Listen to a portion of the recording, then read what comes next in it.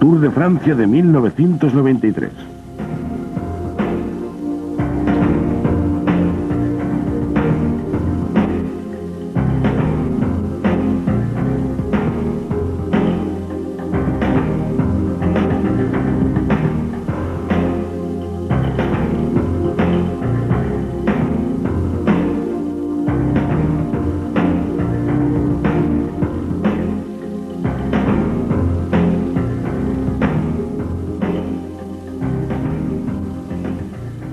Aquel año fue la edición número 80 del Tour de Francia.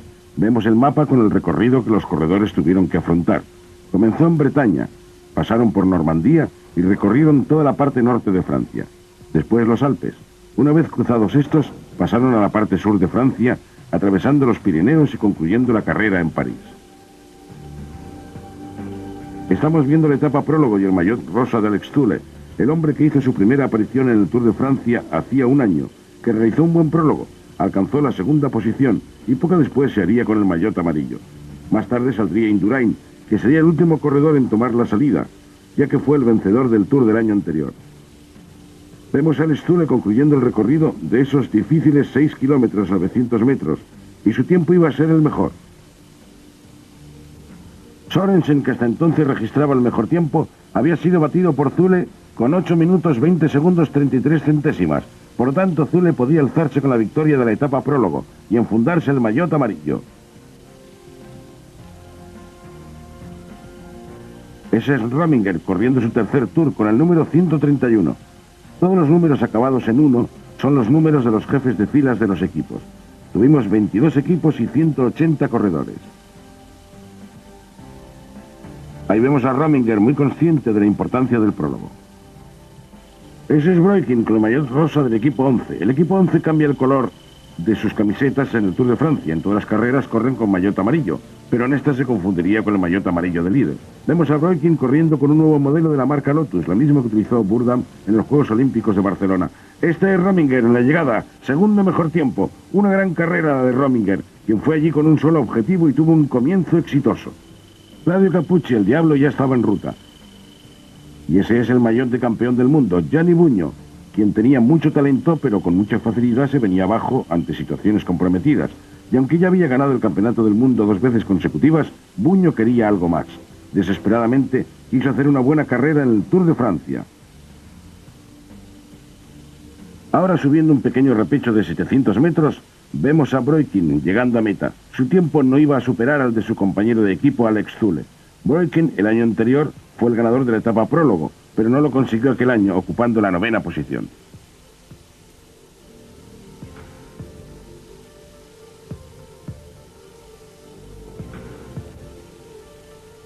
Vemos a Thierry Marix, ganador de 3 etapas prólogo, aunque en aquella ocasión no lo consiguió y acabó en segunda posición, aunque solo hubo una diferencia de 5 segundos. Alex Zülle había sido el mejor corredor en la cima de ese pequeño repecho, pero ahora vemos al hombre que marcó el ritmo volando en la subida, y que no es otro, sino Miguel Indurain.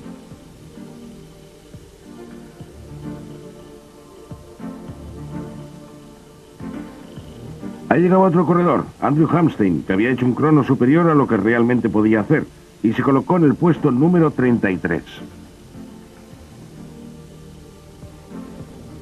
Vemos a Bugno dando la última curva con un tiempo que podía batir al de Zülle, y aunque no lo consiguió, demostraba que el campeón del mundo había hecho un buen inicio y que podía afrontar el Tour con confianza.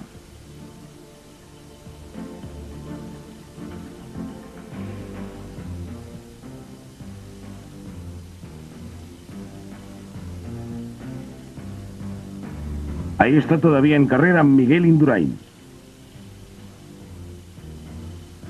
Aproximándose a la meta vemos a Claudio Cappucci dando la última curva del recorrido y llegando a la recta final de meta. Cappucci, un hombre que nunca fue un gran contrarrelojista, realizó un tiempo que le permitió estar entre los mejores. Llegó a la meta con un tiempo de 8 minutos 32 segundos, más que Zülle, lo cual le colocó en la 7ª posición.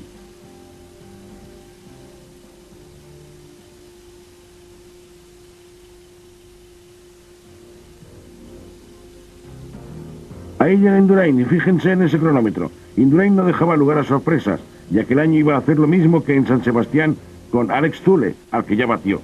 Llegó a la meta con un tiempo de 8 minutos 12 segundos. Miguel Indurain comenzó otra vez el Tour de Francia con el maillot amarillo de líder.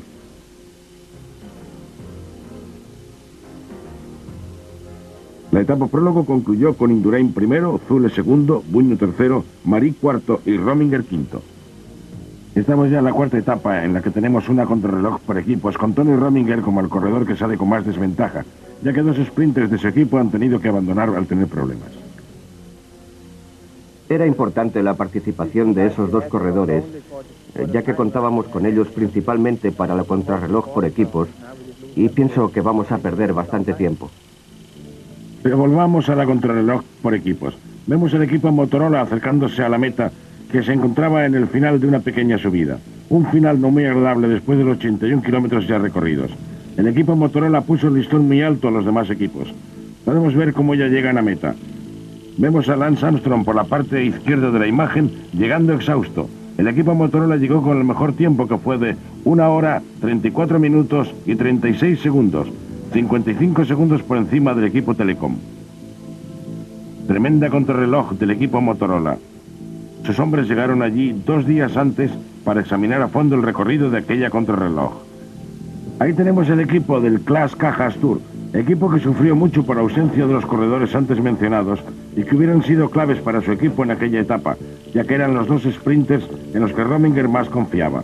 Fíjense en el crono del equipo Class. Aunque con solo 5 corredores, lo podían haber hecho mucho peor, y a pesar de que los equipos importantes todavía tenían que llegar, solo consiguieron el 5º puesto, con una diferencia de más de 2 minutos. Vemos al equipo GBMG, que consiguió el mejor tiempo, con un crono de 1 hora, 34 minutos, 10 segundos. Mario Cipollini podría encorsetarse el maillot amarillo. Pero volvamos a la carrera. Ahí tenemos al equipo de Nelissen con su maillot amarillo. Nelissen era consciente de lo que se jugaba e intentaba mantener el maillot amarillo después de aquella etapa. Su mayor desafío era batir a Mario Cipollini para mantener el liderato. Vemos cómo llega el equipo 9 Mile, en el que Nelissen había dejado un poco atrás a su equipo, pero no fue capaz de batir el mejor tiempo. Tercer puesto para el equipo de Nelissen, por detrás del equipo Motorola, que seguía en segunda posición hasta el momento. También vemos a Buño y al equipo Gatorade. Vemos la llegada del equipo Banesto, que solo pudieron ser quintos en la clasificación de la etapa, con Gerard Rouet a la cabeza, ya que era un especialista en ese tipo de etapas con un final en cuesta. El equipo de la 11, todavía en ruta, era el mejor equipo cuando se llevaban transcurridos 30 kilómetros, pero uno de los hombres importantes del 11 pinchó su rueda delantera. Zavala, que estuvo dirigiendo el equipo durante casi todo el recorrido, estaba bastante contrariado por lo sucedido. El equipo redujo la marcha para esperarle. Ahí tenemos al equipo Gatorade llegando a la meta, pero su tiempo no iba a ser bueno. El equipo Motorola debía de estar contento, ya que los equipos iban llegando y no mejoraban el tiempo conseguido por ellos. Ahí vemos un poco retrasado al corredor de la 11, Brunel, intentando incorporarse de nuevo al equipo. Fue el segundo corredor de la 11 que tuvo problemas. Fue una pena, ya que marcaron el mejor crono cuando se llevaban recorridos 30 kilómetros. En el 57 se colocaron por detrás del equipo GB, y ahí los vemos llegando a meta con un buen tiempo, aunque no superaron la marca del GB. Estuvieron a punto de conseguirlo, pero debieron conformarse con el segundo lugar, seguidos de muy cerca, a 5 segundos por el equipo Motorola. Vemos la clasificación. Primero el equipo GB, segundo la 11 y tercero Motorola. Esta victoria le dio el maillot amarillo a Mario Cipollini. La siguiente etapa llevaría a los corredores Estebre. Vemos a Mario Cipollini situado en mitad del pelotón antes de llegar al primer sprint bonificado de la etapa, situado en el kilómetro 70. Vemos a Mario Cipollini consiguiendo unos pocos segundos de diferencia sobre su más inmediato perseguidor. También Nelissen, que llegó en segundo lugar, arañó unos cuantos segundos. Una vez pasado aquel sprint, el pelotón se reagrupó de nuevo. Los corredores empezaron a subir ese pequeño repecho que les llevaría a la meta, en la que Pedro Ruiz Cabestein ganó 8 años atrás. De repente Jesper Esquivi saltó del pelotón, cosa poco usual en él, ya que no era un especialista en este tipo de llegadas terminadas en una ligera pendiente, pero cogió una pequeña diferencia sobre el pelotón. Esquivi era consciente de lo que estaba haciendo, porque aquella llegada a meta era muy difícil. Esquivi llegó al Tour de Francia en sustitución del jefe de filas de su equipo TVM Tenis, que había estado fuera de la competición desde que sufriera una caída en la Tirreno Adriática. Consiguió abrir hueco respecto al grupo que le perseguía, y aunque estos intentaron darle alcance, Skibby consiguió la victoria de etapa. Nelissen entró en segundo lugar. Como se puede comprobar en las imágenes, esta es una etapa que Skibby no olvidará fácilmente, ya que había sufrido una caída en Italia que hacía temer por su participación en el Tour. Llegamos a la primera gran prueba de aquel Tour de Francia, una contrarreloj de 59 kilómetros alrededor de la localidad de Lac de Medin. Vemos a Tony Rominger, uno de los primeros en tomar la salida, ya que estaba en el puesto número 78, porque perdió bastante tiempo en la contrarreloj por equipos. Vemos a Miguel Indurain, que continúa volando sobre su bicicleta. Un Miguel Indurain que tenía que subir puestos en la clasificación, ya que de momento no se encontraba entre los 10 primeros clasificados. En la línea de meta vemos llegar a Buño, que era consciente del tiempo de Rominger, quien corrió bajo unas condiciones meteorológicas malas y eso afectó a su crono. El tiempo de Buño de momento era el mejor. Aventajaba en 31 segundos el tiempo conseguido por Rominger. El campeón del mundo se mantenía como uno de los candidatos a desafiar a Indurain. Pero Miguel Indurain iba a conseguir el mejor tiempo de la contrarreloj, al igual que sucedió en Luxemburgo. Vemos cómo llega a la meta con una diferencia de 2 minutos y 12 segundos sobre Buño. Vemos llegar también a la línea de meta a Erik Breukink, quien se mantuvo en los primeros lugares en la contrarreloj. Breukink concluyó aquella etapa en tercera posición por detrás de Buño e Indurain. Este volvió a encorsetarse el maillot amarillo que le acreditaba como nuevo líder del Tour de Francia. Fue la primera etapa montañosa de los Alpes, teniendo el primer puerto en el Col de Grandhomme de 1951 metros. Después los corredores subirían al Col de Telegraph de 1566, pero eso era simplemente el adelanto de lo que sería la gran ascensión al Col de Galibier de 2645 metros. La situación se organizó en la subida al Col de Telegraph, a una altura de 1526 metros. En la cima del Col de Grandhomme teníamos al corredor Stéphane Galobet, que había sido absorbido por el resto del pelotón. Ahí vemos al grupo del maillot amarillo, Miguel Indurain, y junto a él a Tony Rominger. Ahí vemos a Teddy Claveirola, el hombre que va en cabeza. Cuando llegaron al alto del Telegraph, Claveirola fue primero, pero seguido muy cerca por el grupo del maillot amarillo. Claveirola llegó a ser rey de la montaña en el Tour de Francia. También le siguió Pedro Delgado. Vemos corredores que pasan por la cima, detrás de él, pero el grupo del maillot amarillo continuaba compacto.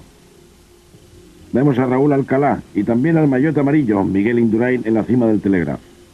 Ahí tenemos a Buño cediendo mucho tiempo con respecto a los favoritos. Vemos pues que Gianni Buño iba perdiendo posibilidades de hacerse con el maillot amarillo del Tour de Francia de aquel año.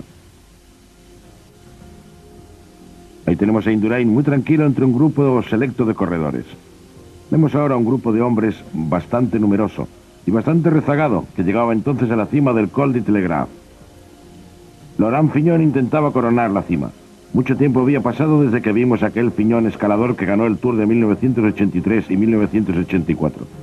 Fignon, que aquel año corrió su último Tour de Francia, intentó hacer al menos un papel digno. Los corredores en la bajada del Telegraph se avituallaron antes de afrontar el último puerto, el Col de Galibier. Vemos a Pedro Delgado al frente de este grupo de elegidos. Delgado fue antiguo jefe de filas del equipo Banesto. Ha pasado algún tiempo desde que Miguel Indurain era gregario y Delgado jefe de filas. Ahí está Indurain, protegido por el hombre conocido popularmente como Perico. Perico Delgado, que estaba llevando a cabo una magnífica etapa en el Col de Grandhomme, saltó en defensa de su jefe de filas, Miguel Indurain. De hecho, recortó la diferencia en 3 minutos y ahora Indurain estaba bien arropado por su gregario de lujo. Hemos visto pasar fugazmente a Álvaro Mejía, incluido en ese grupo de escogidos. Mejía perdió la segunda posición tras la contrarreloj del día anterior, aunque ahora entraba en su terreno, la montaña. Vemos cómo los corredores comenzaban a afrontar las primeras rampas del Col de Galibier. La primera vez que el Tour pasó por este col fue también por la parte norte, en julio de 1911. Aunque no creo que Indurain y Delgado recuerden mucho de aquel Tour. Otra vez en carrera vemos a Delgado, que intentaba arropar a Indurain hasta que las fuerzas la aguantaran. Tenemos aquí a Yascula, un hombre que no tuvo mucha suerte en sus participaciones en el Tour de Francia y solo pudo llevar el maillot amarillo cuando el Tour comenzó en Bélgica. Yascula miró hacia atrás para ver a qué distancia estaban sus rivales. Indurain estaba muy atento a todas las escapadas, aunque Yascula no era un hombre que le preocupara demasiado. Este, que formó parte del equipo olímpico holandés, ganó la medalla de plata en los Juegos Olímpicos de Barcelona. Estaba consiguiendo abrir un hueco con respecto al resto del grupo. Se formó un grupo de 4 corredores: Yascula, Indurain de amarillo, Rominger y Hamstein. Yaskula, sorprendentemente, era el corredor que iba al frente del grupo abriendo el camino.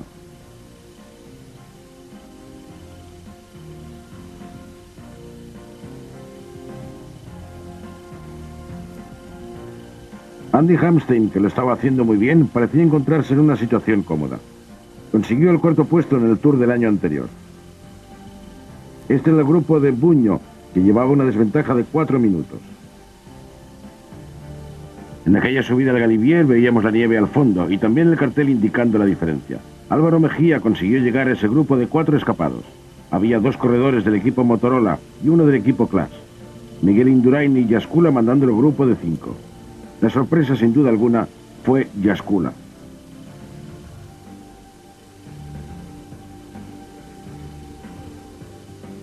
Tony Rominger, que perdió muchísimo tiempo en la contrarreloj por equipos ya que perdió a 2 de sus compañeros, iba a tener que luchar lo indecible para conseguir rebajar la diferencia con respecto a Miguel Indurain. Vemos al director del equipo Motorola dando instrucciones a Álvaro Mejía sobre la estrategia a seguir. Este director siempre está al lado de sus corredores en cada pedalada que dan.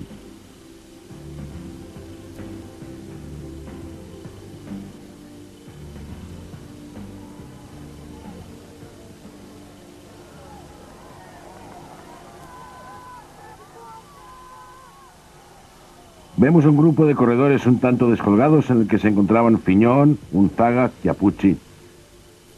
Estos corredores estaban perdiendo bastante tiempo, especialmente Chiappucci, que después de la debacle sufrida en la crono, intentaba hacerse con el maillot de rey de la montaña, pero se estaba descolgando de los hombres fuertes del Tour de Francia en aquel primer día de montaña.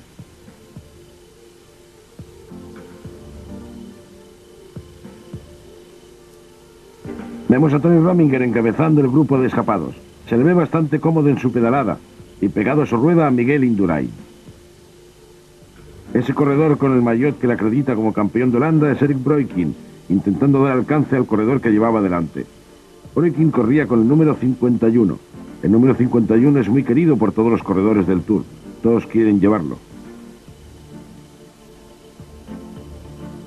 Rominger intentando hacer daño a Indurain, pero no conseguiría intimidarle por el momento. Breukink, que pasó al corredor de la malla, Juan Carlos Martos, tomó el relevo de su compañero de equipo Rincón en intentar dar caza al grupo de cabeza.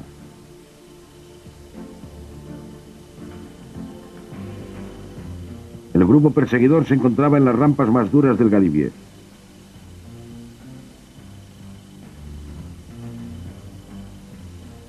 Vemos al número 14, Pulnikov, también el dorsal del campeón del mundo, Buño, y al número 59 del equipo de la 11, Alex Zule.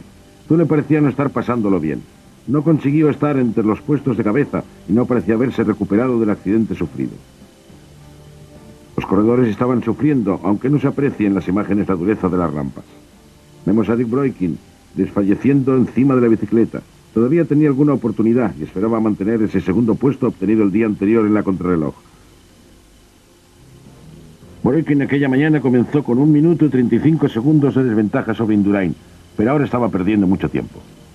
Rominger, que llegaba a la parte cubierta de nieve, era seguido por Indurain, que nunca asumía el mando del grupo y tampoco cedía ningún relevo, lo cual hacía muy difícil que sus oponentes pudieran deshacerse de él. Junto a ellos 2 corredores del equipo Motorola y también Yaskula, que fue quien comenzó la escapada y que provocó formar ese grupo.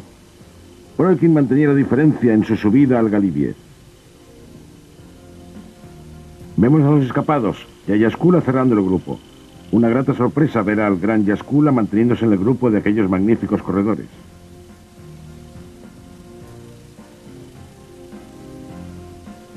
Indurain estaba manteniendo y sujetando perfectamente al corredor suizo con residencia en Mónaco. Rominger había ganado las 2 últimas ediciones de la Vuelta a España y aquella era su segunda participación en el Tour de Francia. Aunque no había conseguido ninguna victoria de etapa ni ninguna posición de privilegio, aquel año llegó al Tour con una altísima reputación, siendo el número 2 en el ranking mundial de ciclistas profesionales. Aquí le vemos un poco contrariado con un espectador que intentaba mantenerse a su altura. Rominger echó un pequeño vistazo atrás y se pudo ver la rueda de Indurain. Vemos a Breukink llegando al túnel que se ve al fondo de la imagen. El grupo de cabeza se encontraba llegando al Col de Galibier. La carretera se tornaba muy estrecha, la pendiente era más pronunciada y todavía tenían 800 metros de subida hasta llegar al Galibier.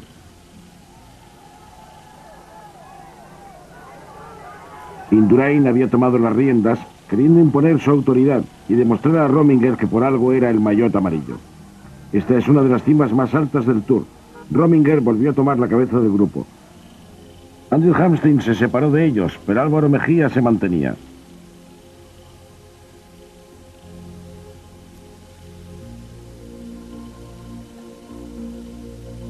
Mejía, que fichó aquel año por el equipo Motorola, estaba demostrando su capacidad.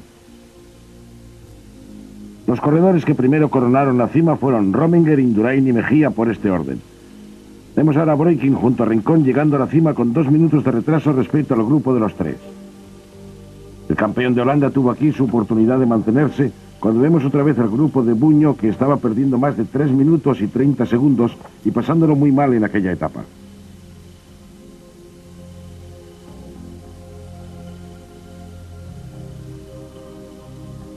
Ahí estaban Virenque y Monleón, quienes coronaron el Col con una diferencia de 2 minutos 38 segundos. Virenque fue la sorpresa el año anterior, ya que llevó el maillot amarillo hasta que se lo pasó a su compañero de equipo Pascal Lino. Mucho más rezagado vemos a Alex Zülle, quien en aquella etapa podía estar diciéndole adiós al Tour de Francia. Todo esto estaba sucediendo el primer día de montaña en los Alpes. Los corredores parecían desear terminar con la montaña, pero todavía quedaban etapas en los Alpes y otras 2 en los Pirineos.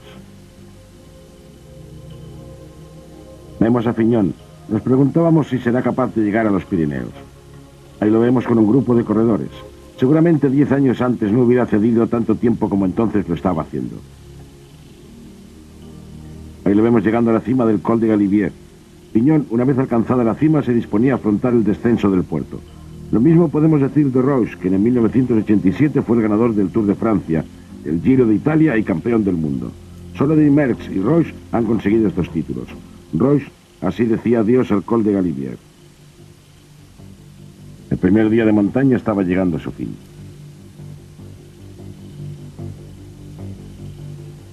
Otro hombre que estaba perdiendo muchísimo tiempo era Chiappucci.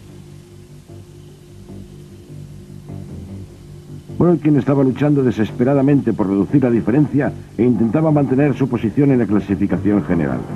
Aunque esa posición parecía que iba a ser para Mejía, quien mantenía esa posición antes de la contrarreloj del día anterior. Hamstein había desaparecido del grupo, pero todavía intentaba volver a enlazar. Este perdió contacto en la subida del Galibier. Ahora descendía hasta la línea de meta. Quizá habría que recordar que anteriormente en 2 ocasiones el Tour llegó aquí. En 1974 López Corral ganó la etapa y consiguió la 3ª posición en el Tour. En 1975 Thévenet se hizo con la victoria sobre el todopoderoso Merckx en aquella etapa. Problemas para Erik Breukink. Algo le sucedió a su cambio de marcha. A cámara lenta vemos que se le soltó la cadena de cambios. Le ocurrió en el peor momento, ya que perdió tiempo en la subida y también entonces en la bajada.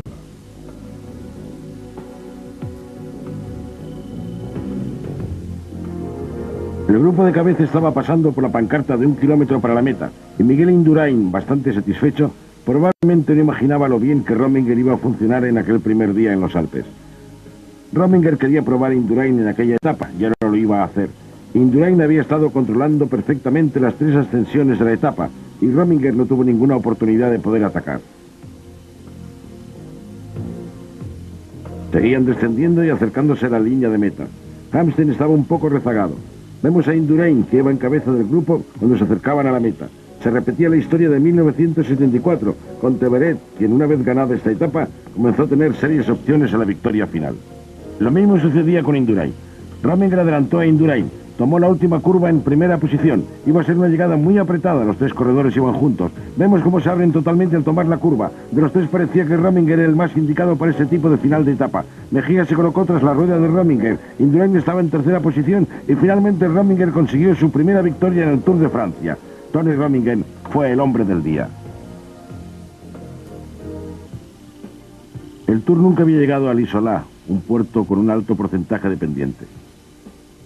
Vemos a Pedro Delgado, quien 2 años atrás no hubiera perdido el contacto con Millar, aunque parecía estar reservando fuerzas para ayudar a Indurain, ya que Millar no era un candidato serio a la victoria final.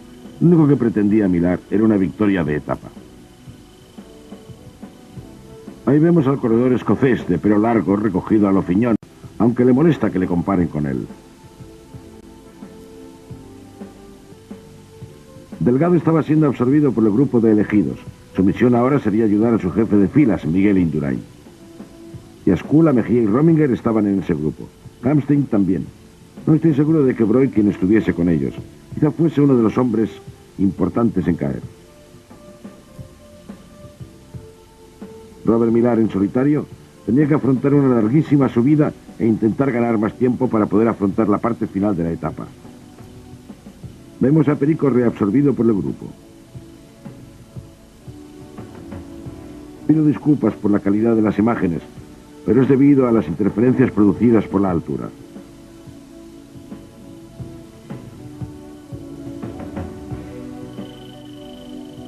Robert Millar tuvo que hacer todo el trabajo en solitario. Seguramente le hubiera gustado tener compañía en aquella ascensión. Vemos ahora a John Unzaga junto a su jefe de filas, Rominger. Este perdió a los hombres que necesitaba para la contrarreloj, pero ahora tenía un buen gregario para la montaña como era John Unzaga, que era un gran escalador. Este fue un corredor que pudo hacer mucho por sí mismo, pero siempre estuvo supeditado a las necesidades de su jefe de filas. Es fácil imaginar la tensión de los corredores por la tremenda subida que tenían que afrontar. Nadie había subido aquel col en solitario.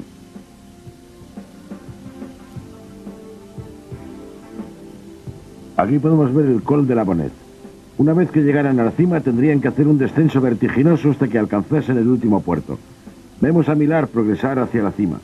Aquí pueden observar los tremendos porcentajes de pendiente que tiene la subida. Millar quería hacer historia en aquella ascensión, igual que Bamontes con 2 victorias consecutivas aquí, en el col de la Bonnet.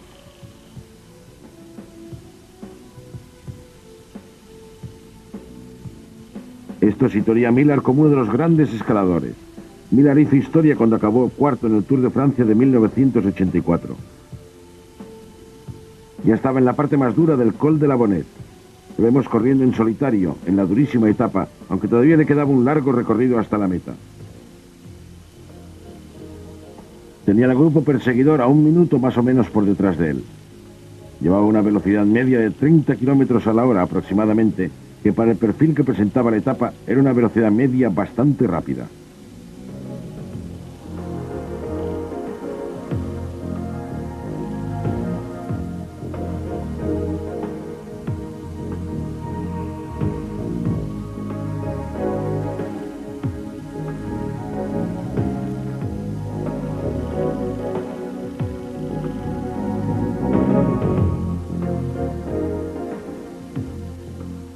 Ese era John Unzaga, al frente de aquel grupo de corredores, junto a Rominger. Vemos también a Indurain. Mejía está detrás, Alberto Conti, Hamstein también, cerrando el grupo Delgado. Justo detrás de ellos, intentando meterse en el grupo, estaba Yascula, quien si seguía corriendo de aquel modo podía asegurarse una de las posiciones de privilegio de aquel Tour.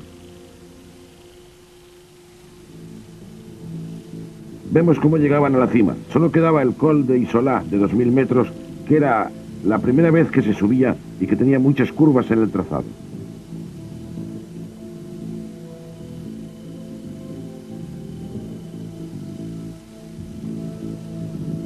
El segundo en pasar por la cima fue Rominger, con una desventaja de 1 minuto y 16 segundos, con Indurain, Mejía y Delgado en ese orden. Presenciamos el descenso del puerto y vemos cómo los corredores se reagruparon para afrontar la última dificultad montañesa. Era una subida de una gran pendiente, aunque no tan larga como el de la Bonnet.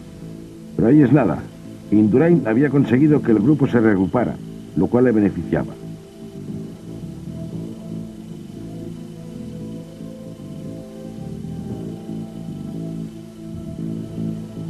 Millar seguía escapado. Y Rominger estaba esperando que alguien lanzase el ataque. Diríase que el ambiente que se respiraba ahí abajo era muy tenso, ya que los corredores tenían el presentimiento de que algo iba a ocurrir en la última subida. Vemos la cara exhausta de Millar. Asistimos al hundimiento de Millar, ya que el grupo lo estaba alcanzando. Realizó una larguísima escapada, pero no pudo resistir los ataques que se estaban lanzando. Vemos a Chiappucci, que se metió en aquel grupo después de realizar un tremendo descenso del col de la Bonnet, y llegó a la cima con una desventaja de 3 minutos, pero en el descenso consiguió enlazar con el grupo principal. Una victoria de etapa en los Alpes podría ser un bonito final para Chiappucci. El corredor que se situó a su rueda fue Ries. Ries, cuyo jefe de filas, Moreno Argentín, se marchó del equipo, lo cual dejó en total libertad a Ries, que no tenía que depender de nadie, lo cual favoreció el que pudiera estar en los lugares de privilegio. Este estaba realizando un magnífico tour. Hace tiempo consiguió llegar a ser rey de la montaña, pero seguro que nadie esperaba verle en aquella posición a estas alturas de carrera. Miller fue sobrepasado por Chiappucci y Ries. La televisión danesa, que estaba haciendo un espectacular seguimiento del tour, hizo que los corredores daneses respondieran a ese despliegue. Jesper Skivi también estaba corriendo bien. Jaskula aceleró el ritmo. Y Hamstein se quedó, ya que no tuvo la fuerza suficiente para dar alcance al grupo. Mejía también estaba allí. Sorprendente Chiappucci, que había estado sufriendo mucho aquellos 2 días en los Alpes, estaba aguantando. No podemos decir lo mismo de Andy Hamstein. Mejía, el jefe de filas del equipo Motorola, intentó mantener su posición de privilegio en la clasificación general.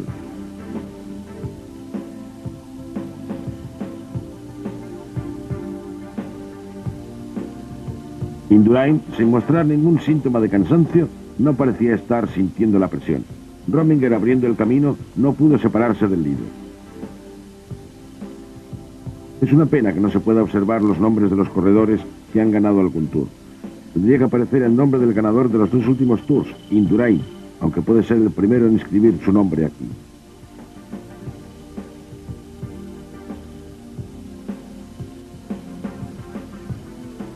Vemos ahí a Ries, Rominger, Indurain, Chiappucci y Mejía. Esos eran los nombres que perfilaban aquel Tour de Francia. Cuando vemos cómo Miller se queda, pero aún así había hecho una tremenda carrera después de la subida al Col de la Bonette. Era de esperar que no pudiera aguantar el ritmo de aquellos corredores que estaban mandando en el segundo día de los Alpes. A Chiappucci le habían dejado todo el trabajo. Rominger quizás estuviese planeando atacar un poco más tarde. Necesitaba reducir tiempo, ya que estaba en 4ª posición a 5 minutos y 44 segundos por detrás de Indurain. Jaskula consiguió alcanzar el grupo, pero no a Andrew Hamstein. Vemos que faltan 4 kilómetros para llegar a la cima. Miguel Indurain, que se puso en cabeza del grupo, y Rominger le seguía muy cerca. Chiappucci pedaleando sin manos, ya que se estaba subiendo a la cremallera del maillot. Sorprendentemente, Miller supera al grupo y se escapa. No sé de dónde sacó las fuerzas, pero Miller se había marchado. Fue un resurgimiento sorprendente del corredor escocés. El corredor que hizo una magnífica escalada al Col de la Bonette había sido alcanzado por el grupo. Indurain no respondió al ataque y prefirió que otro corredor lo hiciese. Rominger seguía en 2ª posición y Jaskula cerraba el grupo. Durante aquellos 2 días, este había seguido muy bien a los mejores corredores e hizo todo lo que pudo.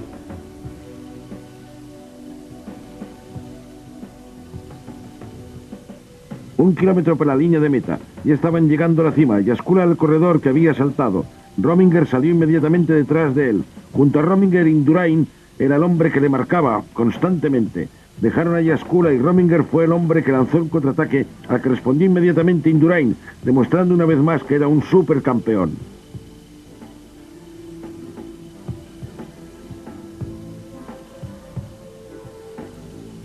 Indurain había cogido la rueda de Rominger y eso solo podía producir un resultado opuesto al del día anterior. Rominger iba a intentar conseguir la victoria en 2 etapas consecutivas. El que había participado en el Tour en 2 ocasiones se había convertido en un gran corredor y en una amenaza para Indurain.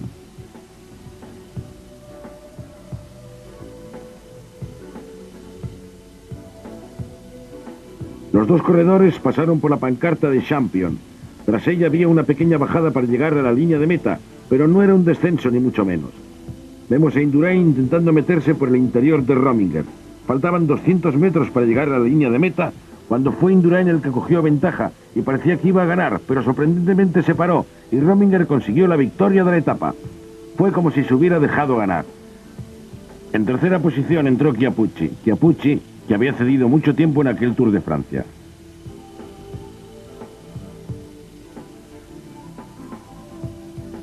Tras un día de descanso en Andorra, llegamos a la 16ª etapa, primera en el corazón de los Pirineos. El primer puerto sería el de la Bonaigua, adentrándose después por territorio francés hasta el Col de Portillon, de casi 1300 metros de altura, y llegar luego al Col de Peresurde, y tras bajar a un valle llegarían a la última ascensión de la etapa, Senlary-Soulan. Ya estábamos en carrera. Era la última oportunidad para poder atacar a Indurain, y Rominger lo sabía. Ahí vemos a los corredores pasando por el corazón de los Pirineos. Y como en ellos hay rutas fáciles para poder andar en bicicleta o a caballo, vemos a un lechero tomándose un descansito. El grupo constaba de unos 15 o 20 corredores que iban a llegar juntos al último puerto del día y que iniciarían juntos la última ascensión. Vemos al Chiroto siguiendo el ritmo. Es increíble la cantidad de aficionados que se agolparon en esas primeras rampas y que durante toda la ascensión estarían poblando la carretera. Vemos a Rominger junto a uno de los gregarios cuando de repente lanzó el ataque y a su rueda saltó Miguel Indurain, que apretó los dientes ya que Rominger era el único corredor que le preocupaba. Indurain sabía que si se ponía a rueda de Rominger y conseguía realizar toda la subida junto a él, iba a tener prácticamente en su mano el Tour de Francia. Aunque lo veíamos con un pedalear ligero, iba apretando los dientes, lo cual quería decir que le estaba costando. Vemos a Mejía intentando darles alcance. Mejía, que no tuvo el arranque para lanzar el ataque, poco a poco consiguió enlazar. El corredor suizo dio lo mejor de sí mismo en aquel Tour. Rominger fue el ganador de las dos anteriores ediciones de la Vuelta a España. Destaquemos el magnífico aspecto de Indurain, de 76 kilos de peso, a quien vemos levantándose del sillín. Rominger también se levantó. Un Rominger que estaba tirando de Indurain. La primera vez que se ascendió esta cima en un Tour fue en 1974, siendo el primero en llegar Raymond Poulidor, y en 1976 Van Impe también ganó aquí y fue maillot amarillo en París. Estaba retransmitiendo el Tour para la televisión belga. En la cima teníamos a varios ganadores de esta etapa del Tour, como Zoetemelk, quien ganó en 1975 esa etapa, y el Tour de 1980. Mariano Martínez, que ganó la etapa y fue líder de la montaña en 1978. Y finalmente, Beth Bro, que ganó en 1982 y que fue el último año en el que el Tour llegó hasta ahí. Ven a Robert Millar, a quien hubiera gustado estar en la escapada principal, pero que había perdido su oportunidad cuando saltó Rominger y no se pudo poner a su rueda. Vemos aquí a Pucci pasando apuros. La rampa tiene mucho desnivel. Es una subida con una pendiente más alta que la de Dieu, por el que el Tour no pasó aquel año. Vemos a Yaskula al fondo de la imagen, que se estaba recuperando. Quería acercarse al tubular trasero de Robert Millar. Yaskula estaba haciendo una magnífica temporada y su participación en el Tour de Francia era absolutamente fantástica. Era un corredor al que yo hubiera incluido en las apuestas para el podium de París. Destacaba por ser un contrarrelojista y ganó la cronoescalada de la Vuelta a Suiza. Aunque hay que reconocer que en estas etapas de montaña hay mucha más dureza. Ahí tenemos a Álvaro Mejía, segundo en la clasificación general, a 3 minutos 23 segundos, que había mantenido esa distancia durante bastantes días, pero empezaba a flaquear. Los espectadores corrían detrás de los dos supercampeones. Qué magnífica subida estaba realizando Yaskula. Indurain, que llevaba gafas de sol, no nos permitía leer en su rostro su estado físico. Finalmente Yaskula se les unió, con lo cual teníamos un corredor suizo, un español y un polaco.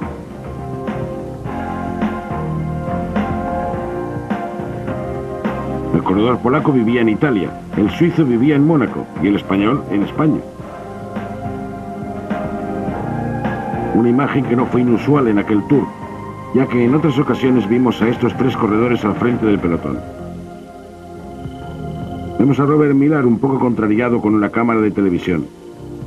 Una de dos, o Mejía se iba recuperando o Millar iba empeorando. Rominger fue mejorando en su pedaleo porque sabía que esta era su última oportunidad para deshacerse de Miguel Indurain, y aunque al día siguiente les esperaba el Tourmalet, este estaba al principio de la etapa. Estamos viendo a Stephen Roche, quien estaba haciendo una excelente subida. Yaskula, que ya había cogido a los dos corredores.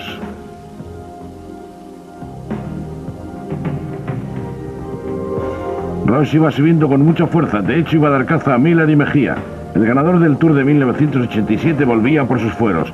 Roche estaba teniendo un día magnífico. Rominger miró a ambos lados para ver cuántos corredores llevaba junto a él. No debía sentirse muy contento al ver a Jaskula. Rominger debía intentar deshacerse de él, ya que le lleva 1 minuto de diferencia y debería arañar algún segundo, pero Jaskula de momento seguía estando ahí.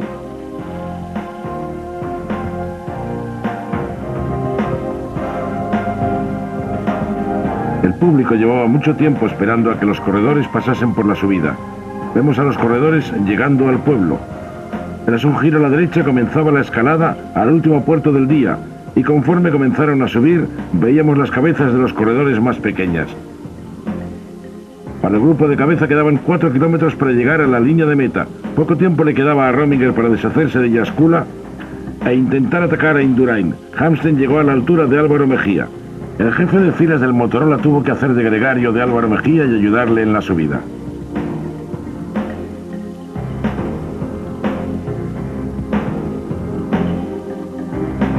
Vemos a Rose, que seguía remontando en la escalada. El tremendo pedaleo le llevó a la 4ª posición. El ritmo que lleva el dublinés es fenomenal. El navarro Indurain empezaba a mostrar síntomas de cansancio, por lo que pudimos comprobar que era humano.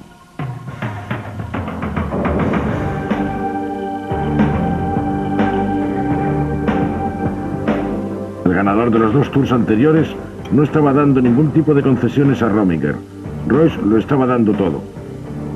Es interesante fijarse en la cara de sufrimiento de Royce, que corría su último Tour de Francia y que se retiraba haciendo un buen papel en el Giro de Italia y una buena marcha en el Tour de Francia. 1 kilómetro para el final. Estos eran los 3 corredores que habían estado todo el tiempo juntos en las montañas, que también no estaban entonces, camino pues del final de la última etapa de aquel Tour que acababa en alto, ya que al día siguiente, aunque tenían una etapa montañosa, no acababa en alto. Royce pasando por la pancarta del último kilómetro. La oportunidad de conseguir una victoria de etapa se le había escapado. Nos preguntábamos qué iba a hacer Rominger en aquel final de etapa, ya que había sido el corredor que había estado abriendo el camino y podía acusar el desgaste. Indurain seguía manteniendo el ritmo. Rominger consiguió desgastarle, pero no lo suficiente. Un Indurain que lo estaba pasando mal y que demostró ser humano, al igual que el resto de los corredores. Cuando vemos a Mejía, Miller y Hamsten pasando por la pancarta del último kilómetro. Mejía esperaba mantener esa 2ª posición. Jaskula lo había hecho muy bien en el inicio de la ascensión, ya que consiguió enlazar con estos 2 corredores. Fíjense qué multitud. El bullicio del público aumentaba conforme se acercaban a la meta. Rominger sabía que tenía las de perder, ya que había hecho todo el desgaste de la etapa. Indurain no dio ningún relevo, y lo único que había hecho era situarse a rueda de Rominger sin dar ningún tipo de concesiones. Fíjense al fondo, Stephen Royce. Este comenzó la remontada en la subida al último puerto de La Plan, pero no consiguió ir lo suficientemente rápido como para enlazar. Vemos cómo se va Jaskula, quien había estado esperando, saltó y pilló a Rominger por sorpresa. Rominger no pudo cazarle y así consiguió la victoria de etapa. El polaco Jaskula consiguió la victoria de la etapa y Rominger acabó en 2ª posición. De nuevo Rominger conseguía una 2ª posición y ya eran 2 segundos puestos en los Pirineos, que unidos a los 2 primeros conseguidos en los Alpes, tenía un buen bagaje. Vemos a Royce muy feliz en su 4º puesto, ya que va a dar un salto en la clasificación general. Aquí llega el corredor que no pudo en los Alpes y que tampoco lo había conseguido en los Pirineos, Robert Miller. Vemos también a Hamsten, que fue un perfecto gregario para el improvisado jefe de filas Álvaro Mejía debido a su posición en la clasificación general y que gracias a él mantuvo su 2º puesto. Vemos repetido el ataque de Jaskula, quien estaba haciendo una fantástica carrera y que sin duda fue la sorpresa de aquel año. Había conseguido la primera victoria para Polonia. Jaskula no lo tuvo fácil. Tras lograr alcanzar a esos 2 grandes escaladores, consiguió reservar las fuerzas para saltar al sprint en el final de la etapa.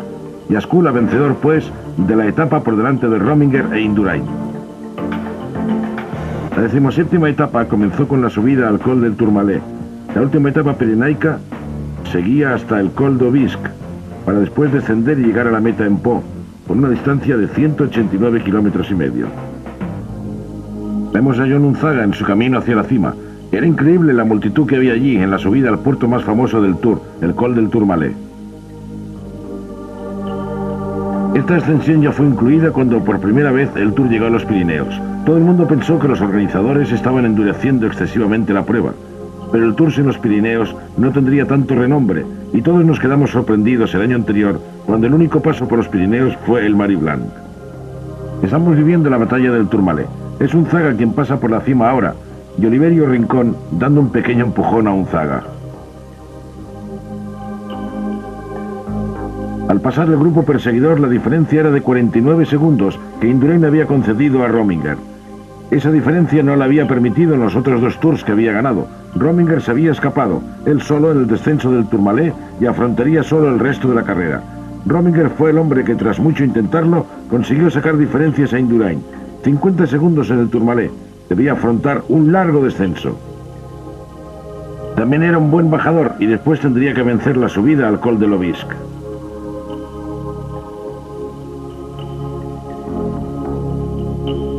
Todo ello debería hacerlo sin ningún tipo de ayuda.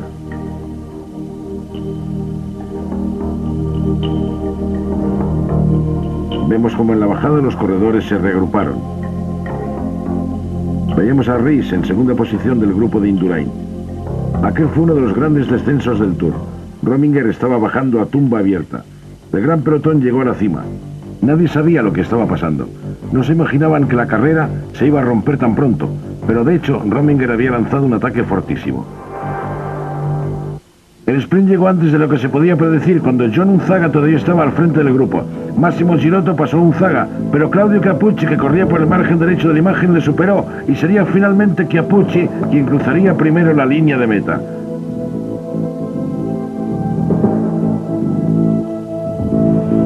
Era la última contrarreloj de aquel Tour, unos 48 kilómetros que se iban a correr entre las localidades de Bretigny-sur-Orge y Montlhéry.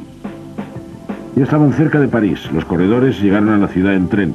Tony Rominger estaba muy concentrado, esperando obtener una plaza en el podium de París.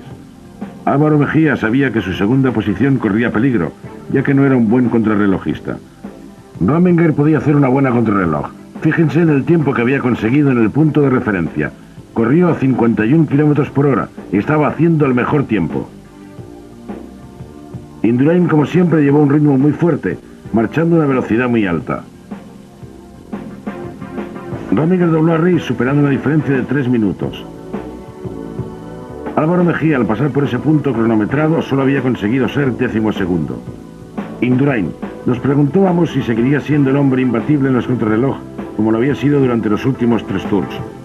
Al llegar al punto de referencia solo había podido ser tercero. Rominger le sacaba 45 segundos. Estábamos presenciando una de las sorpresas de aquel Tour. Rominger quizá no estaba pensando en conseguir el maillot amarillo, pero sí en batir a Indurain en aquella etapa. Vemos a Yascula. Rominger llegó en las últimas etapas del Tour con muchas fuerzas.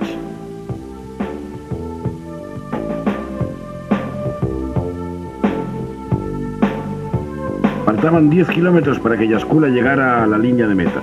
Fue la sorpresa de aquel año, ya que aspiraba a conseguir uno de los lugares del podio.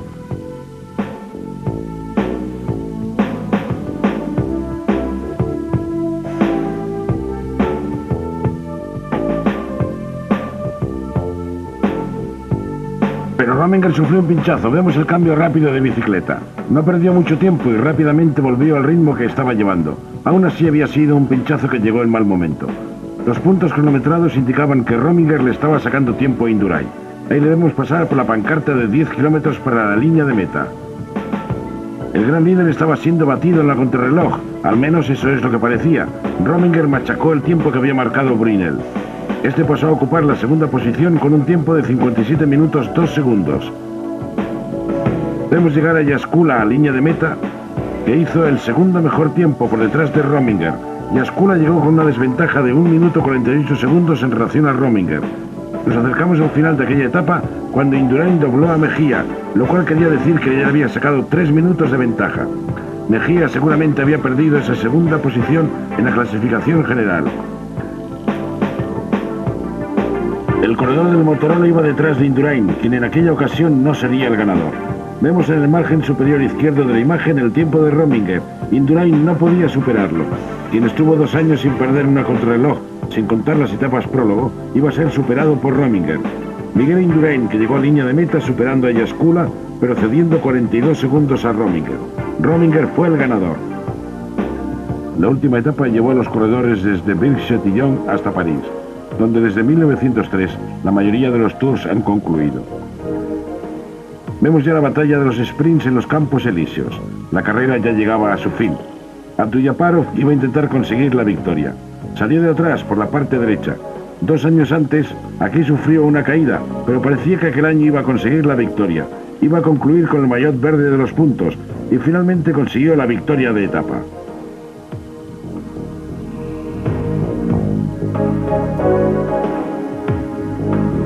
Pero fue Miguel Indurain, a quien vemos en el centro del pelotón, quien llegó a línea de meta como ganador por tercera vez consecutiva del Tour de Francia. Aquel Tour lo había ganado de una manera extraordinaria, aunque tuvo momentos de inseguridad. De nuevo en los Campos Elíseos, Indurain con el maillot amarillo. Fue el ganador del Tour. La victoria de etapa fue para Abdullaparov, siendo esta su tercera victoria de etapa en el Tour. Abdullaparov se había impuesto a Moncassin. Para Stephen Royce había llegado el momento de decir adiós. Stephen, ha llegado el momento de decir adiós. Ha habido momentos felices, momentos tristes. ¿Cómo te sientes ahora? Bueno, me siento un poco triste, ya que esta es mi última participación. ¿Seguro que no vas a volver a correr el año que viene? ¿Es tu adiós definitivo? Sí, los corredores siempre tienen que afrontar momentos amargos, pero todo esto forma parte del juego y hay que seguir adelante. Me imagino que sabes cómo se siente Miguel Indurain. Lo que sé es cómo me siento yo. ¿Qué resumen harías de estos 10 años?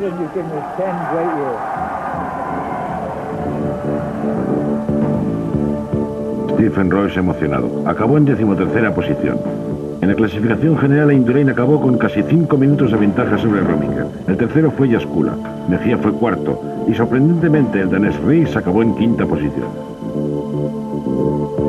Ahí tenemos al ganador, Miguel Indurain. Y en segunda posición a Rominger, que esperaba batirlo el año próximo. Y que hizo una gran carrera. Ya han concluido estas 3 semanas de extraordinario ciclismo. Todo apuntaba a que Indurain era un líder sólido y que Rominger consiguió superarle. Qué pena que no lo hiciera tan bien en las anteriores contrarreloj.